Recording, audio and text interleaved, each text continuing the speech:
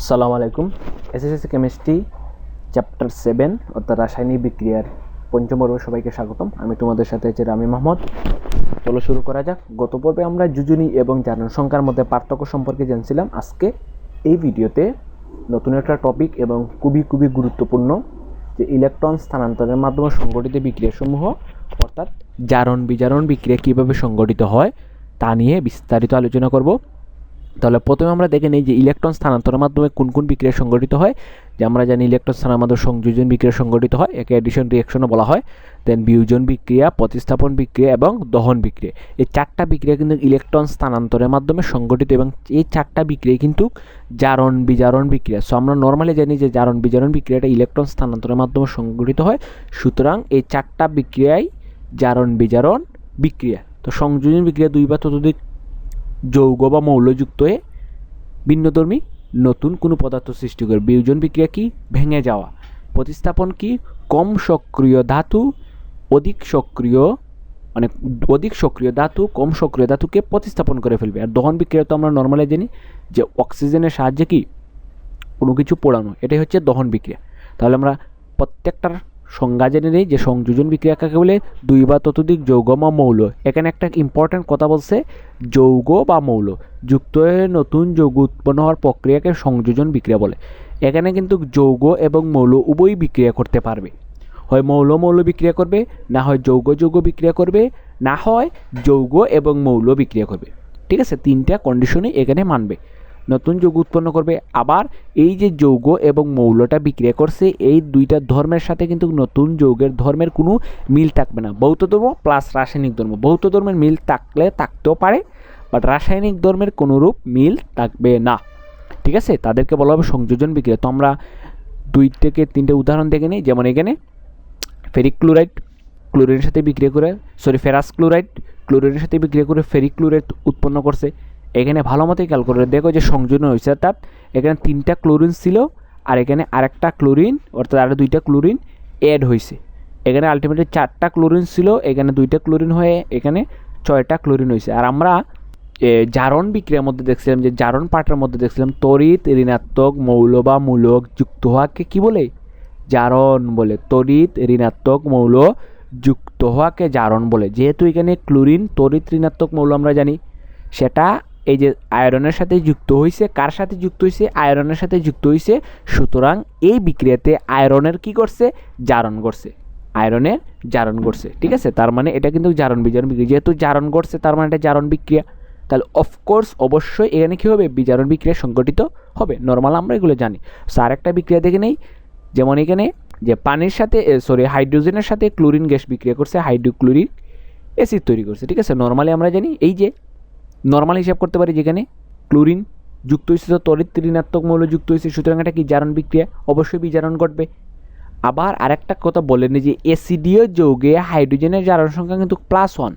So এটা কিন্তু অবশ্যই মনে রাখতে হবে যে অ্যাসিডীয় যত ধরনের অ্যাসিড আছে প্রত্যেকটা অ্যাসিডীয় যৌগে হাইড্রোজেনের জারণ সংখ্যা +1। বাট ধাতব হাইড্রাইডে অর্থাৎ কোনো ধাতুর সাথে যখন হাইড্রোজেন যুক্ত থাকবে, তখনই কেবল হাইড্রোজেনের জারণ সংখ্যা -1 হয়। ঠিক আছে, হাইড্রোজেনের জারণ সংখ্যা -1 হয়। একটাই কন্ডিশন যে কখন হাইড্রোজেনের জারণ সংখ্যা মাইনাস হবে? যখন কোনো ধাতুর সাথে হাইড্রোজেন যুক্ত হবে, যেমন এখানে সোডিয়াম হাইড্রাইড। সো এখানে হাইড্রোজেনের জারণ সংখ্যা -1। ঠিক আছে, বাট যত ধরনের অ্যাসিড আছে অ্যাসিডীয় যৌগে হাইড্রোজেনের জারণ সংখ্যা কিন্তু +1। তার মানে এখানে দেখো 0 থেকে এখানে হয়ে গেছে +1, তার মানে আলটিমেটলি জারণ সংখ্যা কী হয়েছে?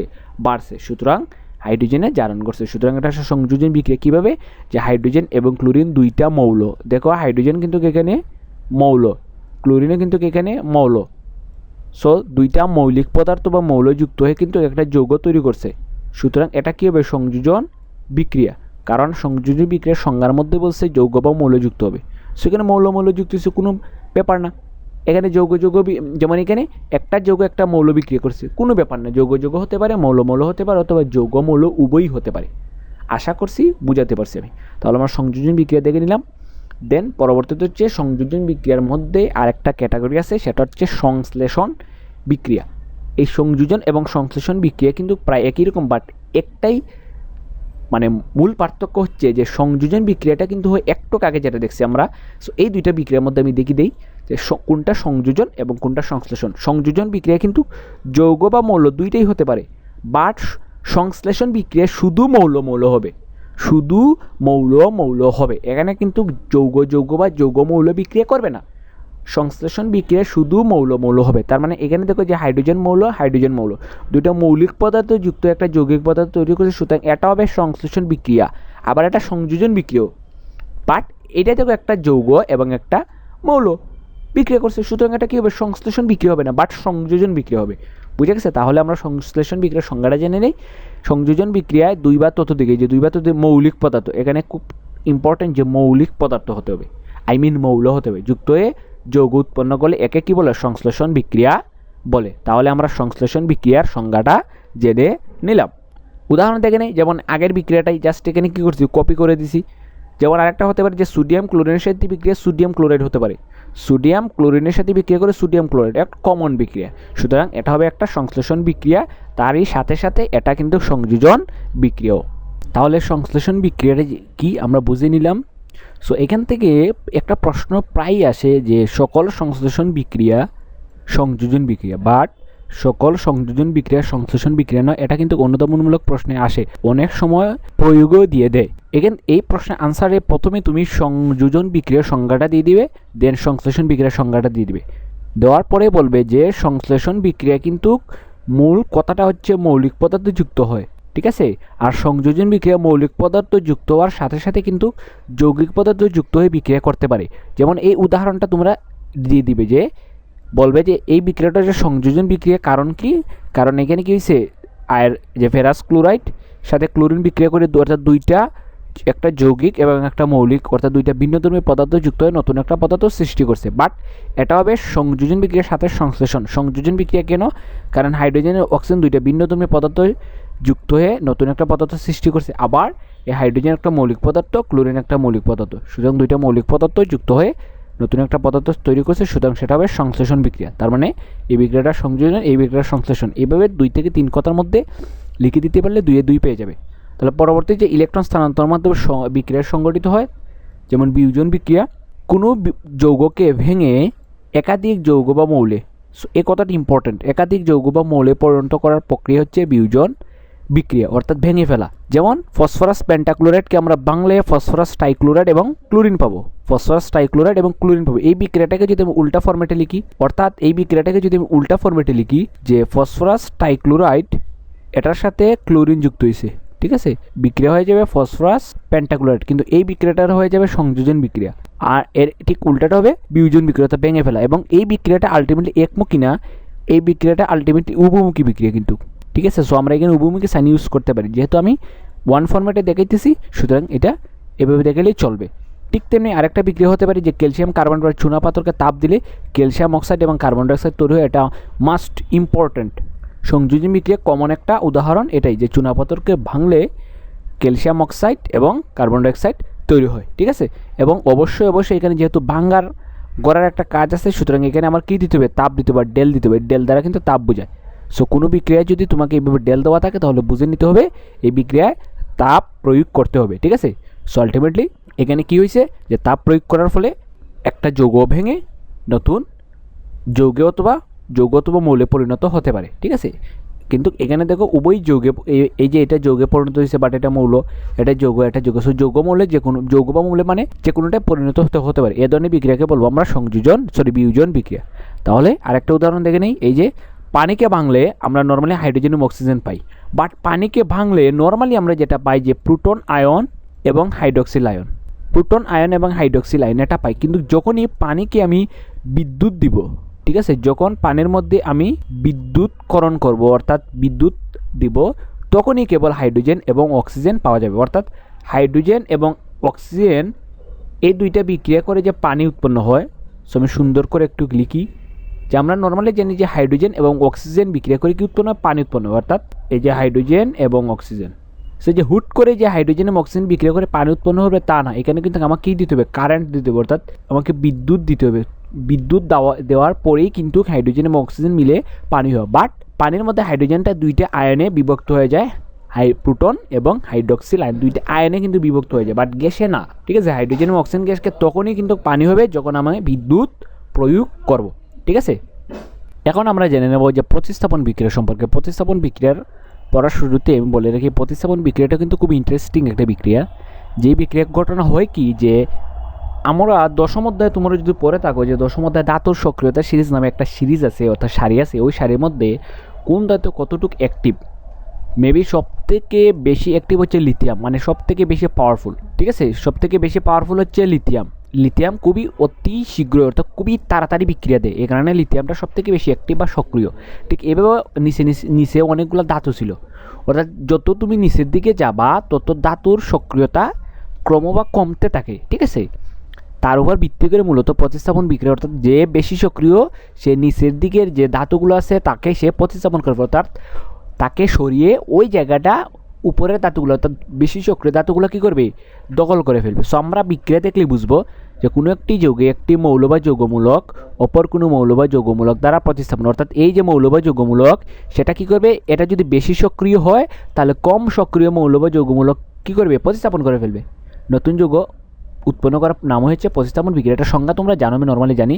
যেখানে ঘটনা কী হয় যে অধিক সক্রিয় মৌল বা যৌগমূলক দ্বারা এই যে কম সক্রিয় মৌল বা যৌগমূলক প্রতিস্থাপিত, অর্থাৎ যারা দুর্বল তাদেরকে কী করবে, জায়গা দখল করে ফেলবে, নর্মাল হিসাব। যেমন এখানে যে জিঙ্ক সালফেরিক অ্যাসিডের সাথে বিক্রিয়া করে, জিঙ্ক সালফেরিক অ্যাসিডের সাথে বিক্রিয়া করে zinc sulphate plus hydrogen gas উৎপন্ন করে। নর্মালি এই যে জিঙ্ক, এখানে জিঙ্কে কী করছে, এই যে হাইড্রোজেন আছে হাইড্রোজেনটাকে সরিয়ে ফেলছে, অর্থাৎ আমরা ধাতুর সক্রিয়তা সিরিজের মধ্যে জিঙ্কের অনেক নিচে কিন্তু হাইড্রোজেন, ধাতুর সক্রিয়তা সিরিজের মধ্যে হাইড্রোজেনের উপরে যেহেতু জিঙ্ক, তার মানে যে জিঙ্কটা কিন্তু হাইড্রোজেনের উপরে। ঠিক আছে, হাইড্রোজেনের উপরে জিঙ্কটা হওয়ার কারণে এই জিঙ্কটা কিন্তু হাইড্রোজেনকে প্রতিস্থাপন করে দেয়। কারণ কি, হাইড্রোজেন থেকে জিঙ্ক অধিক সক্রিয়। ঠিক আছে, এই অধিক সক্রিয় হওয়ার কারণে বিক্রিয়ার মধ্যে, এই প্রতিস্থাপন বিক্রিয়ার মধ্যে জিঙ্কটা হাইড্রোজেনকে প্রতিস্থাপন করে হাইড্রোজেন জায়গা দখল করে নেয়, তার মানে সালফেটের সাথে যুক্ত হয়ে জিঙ্ক সালফেট হয়ে গেছে।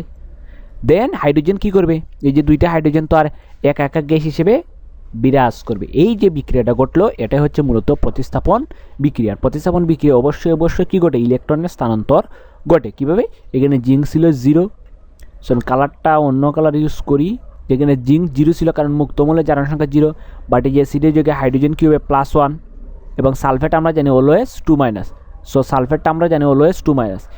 দেন এখানে ঘটনা করছে কি, যে সালফেট তো 2-, তার মানে 2কে ভেনিশ করতে হলে জিঙ্ক কী হবে 2+। ঠিক আছে, তার মানে এই এখানে ছিল জিঙ্কের 0 হয়ে গেছে +2, তার মানে জারণ সংখ্যা কী পাইছে, বৃদ্ধি পাইছে, তার মানে এখানে জারণ করছে। আর এখানে কী করছে, হাইড্রোজেনের ছিল +1 হয়ে গেছে এই যে 0, অর্থাৎ +1 থেকে জারণ সংখ্যাটা কী হয়েছে, কমছে, তার মানে এখানে কী করছে, বিজারণ করছে, তার মানে বিক্রিয়াটার মধ্যে জারণ বিজারণ সংঘটিত হয়েছে।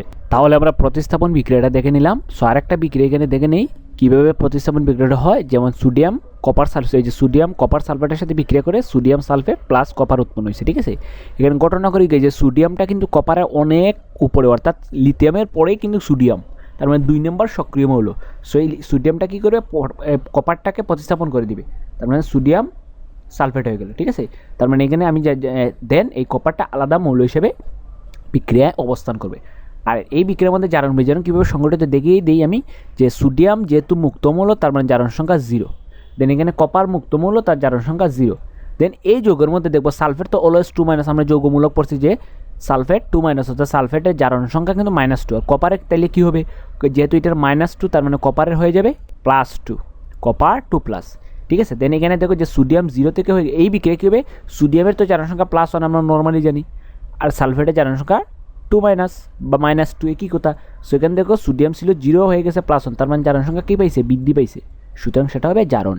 আর এখানে কপার ছিল +2 হয়ে গেছে 0, তার মানে জারণ মান কী পাইছে, মাইনাস হয়েছে, হ্রাস পাইছে, সুতরাং সেটা হবে কি, বিজারণ। তার মানে এটা সংযোজন বিক্রিয়া, প্রতিস্থাপন বিক্রিয়া, উভয়ই প্রতিস্থাপন বিক্রিয়া এবং ইলেকট্রন স্থানান্তরের মাধ্যমে সংঘটিত হয়েছে, সুতরাং প্রতিস্থাপন বিক্রিয়া 1 টাইপ অফ জারণ বিজারণ বিক্রিয়া। ঠিক আছে, তাহলে পরবর্তী যে বিক্রিয়াটা সেটা হচ্ছে দহন বিক্রিয়া। ঠিক আছে, দহন বিক্রিয়া মানে অক্সিজেনের সাহায্যে জ্বালানো, অর্থাৎ কোনো যৌগকে অক্সিজেনের সাহায্যে জ্বালানো, সেটা হচ্ছে দহন। কোনো মৌলকে, আমি কালারটা চেঞ্জ করে নেই, কোনো মৌলকে বা যৌগকে বায়ুর অক্সিজেনের উপস্থিতি, যে বায়ুর অক্সিজেনের উপস্থিতিতে পড়িয়ে তার উপাদান মৌলের অক্সাইড, অবশ্যই অক্সাইড হতে হবে, অক্সাইড হয়ে যাবে, যেহেতু অক্সিজেন দ্বারা পুরানো হচ্ছে, তার মানে পরবর্তী যে যৌগগুলো উৎপন্ন হবে সেগুলো অক্সাইড হিসেবে হবে। পরিণত করে প্রক্রিয়াকে দহন বিক্রিয়া বলে এবং এই বিক্রিয়া কী হয়, তাপ উৎপন্ন হয়। সুতরাং এটা একটা তাপ উৎপাদী বিক্রিয়া। যেহেতু পুরানো হচ্ছে অবশ্যই তো তাপ উৎপাদন হবে। যেমন বিক্রিয়াটা যেমন মিথেনকে কী করছি, যে মিথেনকে আমি অক্সিজেন দ্বারা পুরাচ্ছি। মিথেন একটা জৈব যৌগ। তুমি এক কথায় মাথায় রেখে দাও যে কোনো টাইপের জৈব যৌগকে যদি আমি অক্সিজেনের সাহায্যে দহন করি, অবশ্যই কার্বন ডাইঅক্সাইড এবং জলীয় বাষ্প, সো এটা গ্যাস হবে। সো কার্বন ডাইঅক্সাইড এবং জলীয় বাষ্প উৎপন্ন হবে। তুমি মিথেন অর্থাৎ মিথেন, ইথেন, প্রোপেন, বিউটেন যে কোনো টাইপের জৈব যৌগকে অক্সিজেনের সাহায্যে দহন করালেই কার্বন ডাইঅক্সাইড এবং জলীয় বাষ্প উৎপন্ন হবে। এটা একদম কনফার্ম, ঠিক আছে। এবং সাথে সাথে কি উৎপন্ন হবে, তাপ শক্তি উৎপন্ন হবে, যেহেতু সেটা তাপ উৎপাদী বিক্রিয়া। সো নর্মালি যে কোনো টাইপের, আমি আবারও লিখতে পারি যে আমি ম্যাগনেসিয়ামকে কী করলাম, কমন বিক্রিয়া যেটা, যে ম্যাগনেসিয়ামকে আমি অক্সিজেনের সাহায্যে পুরালাম বা দহন করলাম, তাহলে কী হবে, ম্যাগনেসিয়াম অক্সাইড। এখানে সমতা করলে এখানে দিতে হবে 2 আর এখানে দিতে হবে 2। ঠিক তেমনি দেখো এখানে বলছে যে উপাদান মৌলের অক্সাইড, এই যে মৌলটার উপাদান ছিল ম্যাগনেসিয়াম, এই ম্যাগনেসিয়াম অক্সাইড হয়ে গেছে। এই যে অক্সাইডে পরিণত করলাম, এই বিক্রিয়াটাই হচ্ছে মূলত দহন বিক্রিয়া। দহন বিক্রিয়াটা তাপ উৎপাদী। এখন আমরা জেনে নেব যে অতীব গুরুত্বপূর্ণ একটা টপিক, জারণ বিজারণ বিক্রিয়া একই সাথে বা যুগপৎভাবে ঘটে। এই প্রশ্নটা অধিকাংশ বোর্ড, স্কুল এর টেস্ট পরীক্ষায় এসেছে, অর্থাৎ প্রয়োগ উচ্চতর দক্ষতায় বা অনেক সময় প্রয়োগে দিয়ে দেয় যে যদি তোমরা এই অধ্যায়ের প্রশ্নগুলো বা সিকিউগুলো ঘাটাঘাটি করো তাহলে দেখবে 90% প্রশ্নেই এই প্রশ্নটা করা হয়ে থাকে গ নম্বরে, ঠিক আছে। অর্থাৎ জারণ বিজারণ বিক্রিয়া কীভাবে ঘটে, কয়েকটা বিক্রিয়া দিয়ে বলবে নিচের কোনটিতে বা উদ্দীপকের কোনটিতে জারণ বিজারণ ঘটে ব্যাখ্যা করো, বিশ্লেষণ করো, ইত্যাদি ইত্যাদি, ঠিক আছে। সো আমি এখন যে জারণ বিজারণ কীভাবে যুগপৎভাবে ঘটে তার একটা আদর্শ ডেমো মডেল দেওয়ার চেষ্টা করো। তোমরা যদি ওইভাবে লিখতে পারো তাহলে ফুল মার্কস পেয়ে যাবে, অর্থাৎ এখানে তোমার কোনো মার্কস কাটবে না, ঠিক আছে। সো আমি একটা বিক্রিয়া নিয়ে প্রথমে আলোচনা করি। যেমন জিঙ্ক সাথে কপার সালফেট বিক্রিয়া করে জিঙ্ক সালফেট প্লাস কপার উৎপন্ন করছে।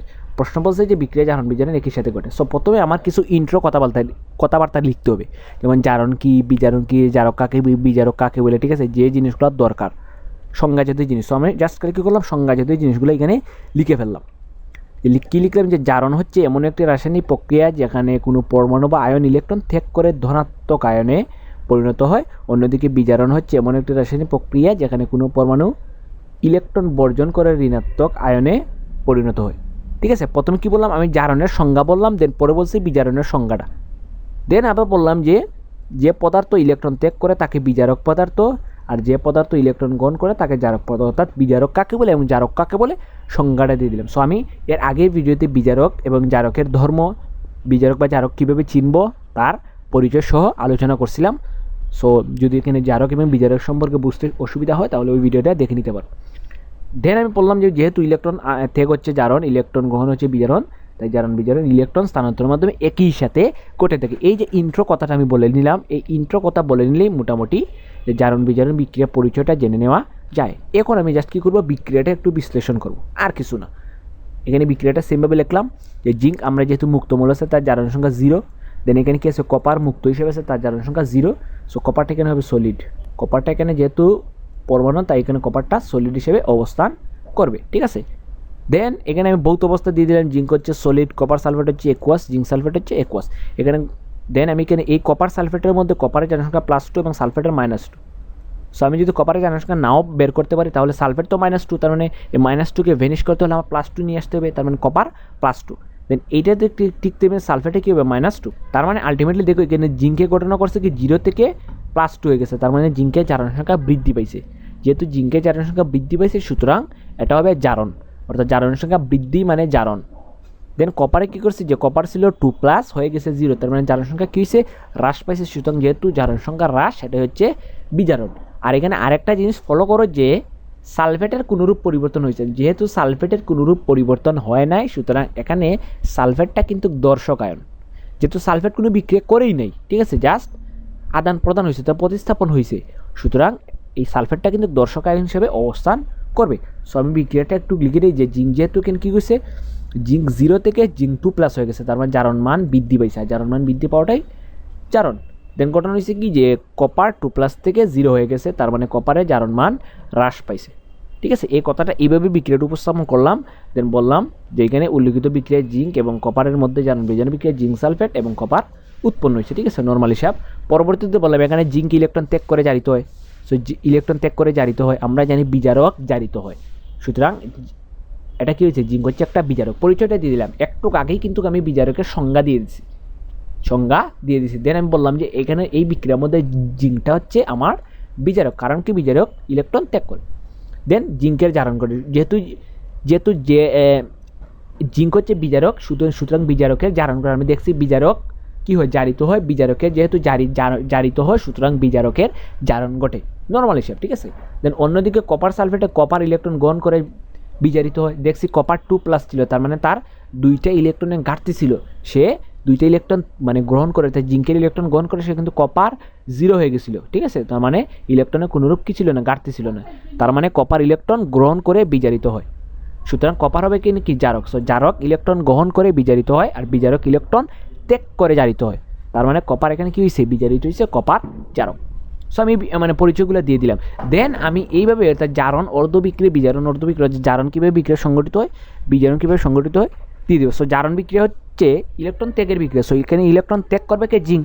তার মানে এখানে দিয়ে দিলাম জিঙ্ক, যেহেতু 2টি ইলেকট্রন ত্যাগ করে, কারণ জিঙ্কের ছিল 0 থেকে +2 হয়ে গেছে, তার মানে জিঙ্ক 2টি ইলেকট্রন ত্যাগ করে জিঙ্ক +2 হয়ে গেছে, এইভাবে আমি দিয়ে দেবো।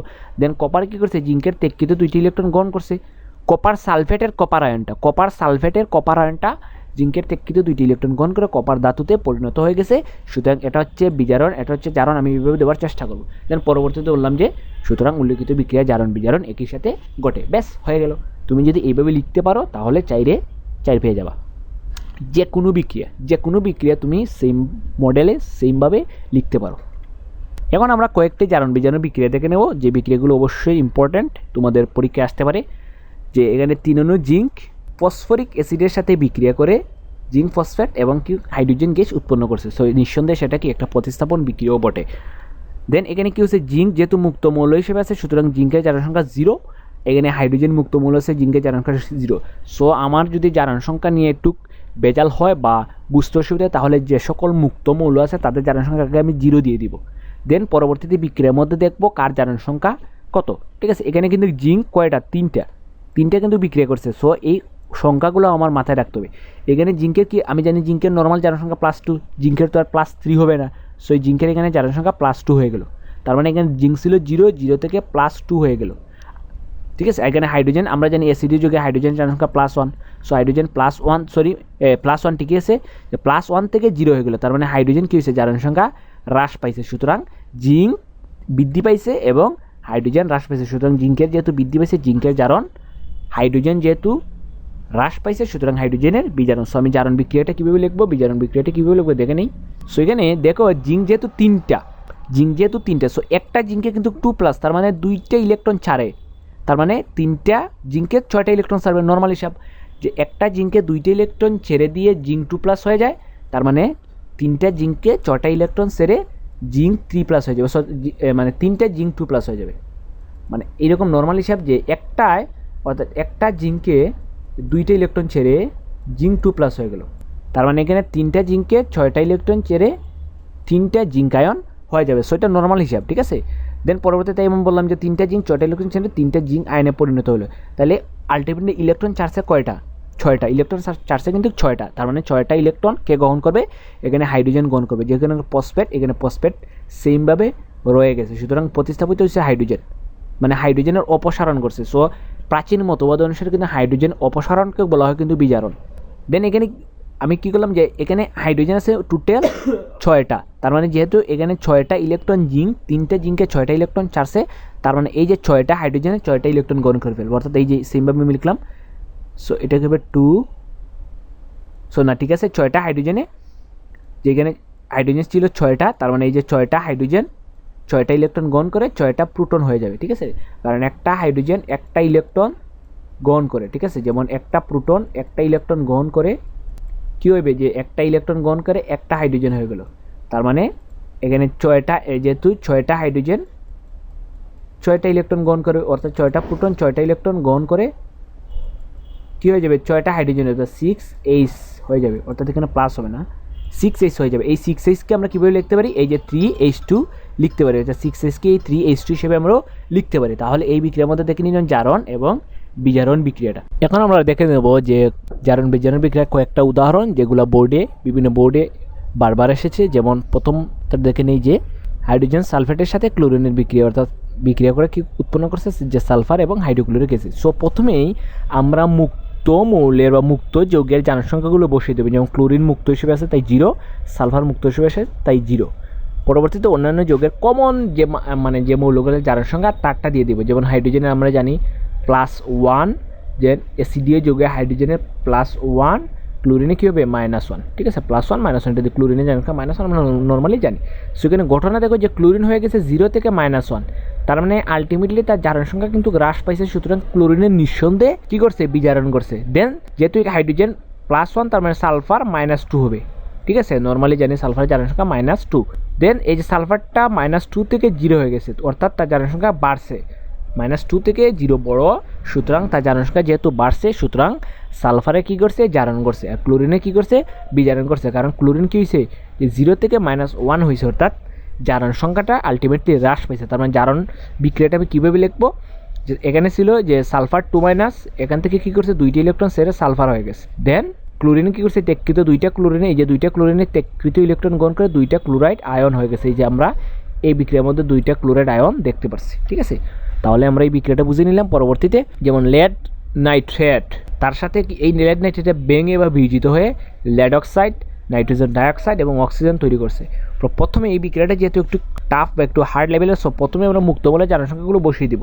যেমন অক্সিজেন এখানে কী আছে, 0। দেন এখানে ভালো মতো একটা জিনিস খেয়াল করলে দেখো যে অক্সিজেন তো এখানে -2, ঠিক আছে, বাট এখানে দেখো যে 2 লেড এবং 2 লেড কিন্তু সেমভাবে আছে। তার মানে আমি নিঃসন্দেহে বলতে পারবো এখানে লেডের কোনোরূপ পরিবর্তন হয় নাই। একমাত্র পরিবর্তন হচ্ছে কার, অক্সিজেনের। আর একটা কার পরিবর্তন হবে, যে নাইট্রোজেনের। কারণ কি, এই যে নাইট্রোজেন অক্সিজেনের সাথে ছিল, বাট এখানে নাইট্রোজেন 3টে অক্সিজেনের সাথে ছিল, বাট এখানে 2টি অক্সিজেনের সাথে, অর্থাৎ আলাদা হয়ে গেছে। সো বিক্রিয়াটা আমি 2 ধাপে কল্পনা করবো। সো প্রথমেই কল্পনা করবো যে নাইট্রেট আয়নের মধ্যে নাইট্রোজেনের জারণমান কত এবং অক্সিজেনের জারণমান কত। যেহেতু নাইট্রেট আয়নের জারণমান হচ্ছে -1, তার মানে এখানে নাইট্রোজেনের জারণ সংখ্যা যদি আমি x ধরি এবং অক্সিজেন জারণ সংখ্যা তো আমি জানি -2 প্রমাণ জারণ সংখ্যা, আর এখানে 3টে আছে তাই 3 দ্বারা গুণ দিলাম। আর এখানে কী হবে, তাদের মোট জারণ সংখ্যা তাদের আদানের সমান, আদান -1। সো এখানে বিক্রিয়া করলে এখানে আলটিমেটলি আমি যদি ক্যালকুলেশন করে x এর মান বের করি, x এর মানটা কিন্তু হয়ে যাবে +5। তার মানে এই যৌগ অর্থাৎ নাইট্রেট, এই যে NO3 এটাতে নাইট্রোজেন হচ্ছে +5 আর অক্সিজেন হবে কি -2, অক্সিজেন হবে -2। দেন আমি কি করব, যে এখানে কি হয় দেখি, অক্সিজেন তো 0, সো এখানে -2 থেকে 0 হয়েছে, তার মানে জারণ সংখ্যা কী হয়েছে, বৃদ্ধি পাইছে। তার মানে অক্সিজেনের কী করবে, নিঃসন্দেহে জারণ, -2 থেকে 0 হয়ে গেছে, নিঃসন্দেহে অক্সিজেনে কী করবে, জারণ ঘটবে। দেন এখানে খেয়াল করে যে নাইট্রোজেন ছিল +5, তাহলে এই যৌগের নাইট্রোজেন কত আমরা সেটা বের করে ফেলি। সো NO2 4NO2, সো 4 লাগবে না, শুধু আমি NO2 নিয়ে কল্পনা করবো। সো NO2 জারণ সংখ্যা কী হবে, 0, মুক্ত মৌলের, যেহেতু টোটাল জারণ সংখ্যা মৌলের অর্থাৎ একটা যৌগের টোটাল জারণ সংখ্যা 0 হয়ে যায়। সো নাইট্রোজেন ধরে নিলাম x, আর অক্সিজেন তো আমরা জানি কত, -2। সো এখানে 2টা অক্সিজেন, তো বিক্রিয়া করলে আলটিমেটলি কী হবে, আমি যদি ক্যালকুলেশন করি তখন হয়ে যায় +4। সো এখানে নাইট্রোজেনের জারণ সংখ্যা কী হবে, +4। সো আমি নাইট্রোজেনের জারণ সংখ্যাটা লিখে দিই যে এখানে নাইট্রোজেন ডাইঅক্সাইড যৌগে নাইট্রোজেনের জারণ সংখ্যা +4। তার মানে একটা জিনিস ভালো মতো খেয়াল করে দেখো যে এখানে ছিল কিন্তু +5 হয়ে গেছে +4, তার মানে জারণ মান হ্রাস পাইছে। সুতরাং নাইট্রোজেনের কী করছে, বিজারণ করছে, নিঃসন্দেহে এটা বলা যায়। তাহলে আমি জারণ বিক্রিয়া কী লিখবো, যে অক্সিজেন ত্যাগ করছে ইলেকট্রন, দেন এই যে 2টা অক্সিজেনে 4টা ইলেকট্রন, যেহেতু এখানে নাইট্রোজেন কী ছিল, আমি ভালো মতো বিক্রিয়াটা বুঝাই যে, সো নর্মালি এই বিক্রিয়াটা আমি এইভাবে লিখতে পারি যে একটা অক্সিজেন এখানে তো আয়ন হিসেবে ছিল, সো একটা অক্সিজেন আয়ন, অর্থাৎ সে 2টা ইলেকট্রন ত্যাগ করবে। সো 2টি ইলেকট্রন ত্যাগ করে কী হয়, অক্সিজেন। তার মানে অক্সিজেন তো পরমাণু হিসেবে থাকবে না, সে তো অণু হয়ে যাবে।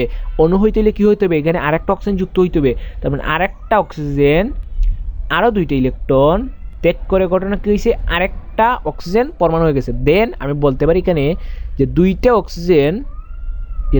অক্সিজেন আয়ন টোটাল 4টা ইলেকট্রন বর্জন করে এখানে কী হয়েছে, O+O = O2। এই বিক্রিয়াটা আমি এখানে লিখলাম, আলটিমেটলি বোঝা গেছে।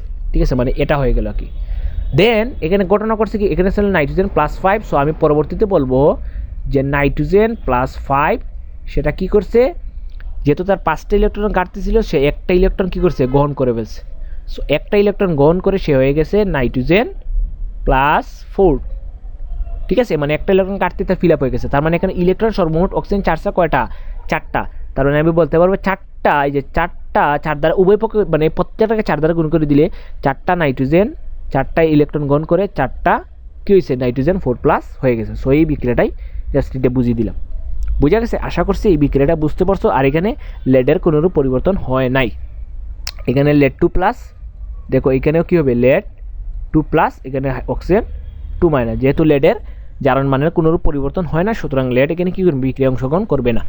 দেন আরেকটা বিক্রিয়া থেকে যে স্টেনাম ক্লোরাইড মার্কার ক্লোরাইডের সাথে বিক্রিয়া করে স্টেনাম টেট্রাক্লোরাইড এবং মার্কার ক্লোরাইড উৎপন্ন করছে। ঠিক আছে, সো বিক্রিয়ার মধ্যে আমি দেখে নেই যে টিন এসএন, এইখানে টিন তার জারণ সংখ্যা কী হবে, +2। এইখানে তার এই যে হাইড্রোজিরাম বা মার্কার তার জারণ সংখ্যা কী হবে, +4। তাহলে দেন এখানে +2 ছিল, আর এখানে কী হবে, এই যে যেহেতু এখানে 4 আছে তার মানে স্টেনাম হবে +4, অর্থাৎ 4+। তার মানে আলটিমেটলি দেখা যায় এখানে +2 থেকে +4 হয়েছে, তার মানে জারণ মান বৃদ্ধি হয়েছে, তার মানে স্টেনামের জারণ করছে। ঠিক আছে, আর এখানে কী হয়, সো আলটিমেটলি এখানে কিন্তু তার কোনো মানে জারণ মান প্লাস, আর এখানে একটা ক্লোরিন আছে তার জারণ মান মাইনাস। বাট এখানে কী আছে, এই যে তার এইদিকে যেটা বসছে সেটাই তার জারণ মান বা যুজুন হয়ে যাবে। তার মানে এটা হবে +2, যেহেতু দুইটা ক্লোরিনের সাথে বিক্রিয়া করছে, ক্লোরিন তো -1। আলটিমেটলি দেখো ক্লোরিনে কোনোরূপ পরিবর্তন হয় নাই, বাট একমাত্র পরিবর্তন হয়েছে এইখানে যে স্টেনামের +2 থেকে +4, আর এখানে কী হয়েছে যে মার্কারির +2 থেকে +1। ঠিক আছে, তার মানে +2 থেকে +1 হয়েছে, তার মানে জারণ মান হ্রাস পাইছে, আর এখানে +2 থেকে +4 হয়েছে, জারণ মান বৃদ্ধি পাইছে। তার মানে এখানে কী বললাম যে একটা স্টেনামে 2টি ইলেকট্রন ত্যাগ করে স্টেনাম 4 হয়ে গেছে, আর ঠিক তেমনি এই যে একটা হাইড্রোজিরামে +2 থেকে একটা ইলেকট্রন ত্যাগ করে +4 হয়েছে। এখন তুমি যদি বিক্রিয়া মিলাতে চাও, তার মানে এই যে 2টা ইলেকট্রন তো সে গ্রহণ করবে, তার মানে 2টা মার্কারি 2টা ইলেকট্রন গ্রহণ করে মার্কারি কী হয়েছে, 2টা মার্কারি হয়ে গেছে। সো এখানে কী হবে না, প্লাস হবে না, সরি এখানে প্লাস হবে, কারণ 2টা তো হবে। সো এখানে 2টা হবে, সো 2টা স্টেনাম হয়ে গেল। ঠিক আছে, সো আলটিমেটলি এইভাবে লিখতে পারি, সো 2টা মার্কারি আয়ন হয়ে গেল। সো নর্মাল হিসাব বুঝা গেছে। সো আশা করছি যে জারণ বিজারণ বিক্রিয়ার এই ছোট্ট একটা আয়োজন সবাই বুঝতে পারছো। সো আশা করছি এই যে বিক্রিয়াগুলো যদি বুঝে থাকো, তাহলে জারণ বিজারণ নিয়ে আর কোনো ধরনের সমস্যা থাকবে না। আর আমি যেভাবে যে জারণ বিজারণ যে ডেমোটা দিছি, তুমি যদি ওইভাবেই লিখতে পারো, তাহলে পরীক্ষা ফুল মার্কস পেয়ে যাবে। সো আজ এ পর্যন্তই, ধন্যবাদ সবাইকে।